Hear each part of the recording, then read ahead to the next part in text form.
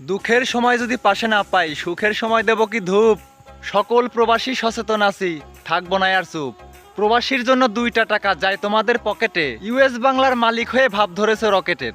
অতীতের কথা মনে করে দেখো, ছিলে তুমি শূন্য, গায়ে একটু বাতাস লাগাতেই ভাত্রে বলো অন্য। প্রবাসীর লাশ বহন করবে না বলে করছো ভুল, তার জন্যই তোমাদের দিতে হবে মাসুল।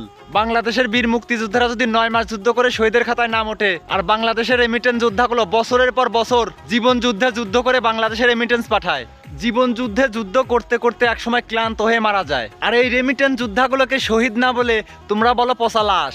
9 মাস যুদ্ধ করে যে সমস্ত শহীদরা মারা গেছে, প্রত্যেকটা প্রবাসী রেমিটেন্স যোদ্ধাগুলো তাদের থেকে কম না, আর তোমরা বলো সেই সমস্ত প্রবাসীর লাশগুলো তোমরা বহন করতে পারবা না। প্রবাসীর নিয়ে যাওয়ার সাবান শ্যাম্পুগুলো তোমরা বহন করতে পারবা, কিন্তু প্রবাসীর লাশ বহন করতে পারবা না। আর তোমাদের সেই ইউএস বাংলা এয়ারলাইন্সে আমরা কি হিসু করতে যাব?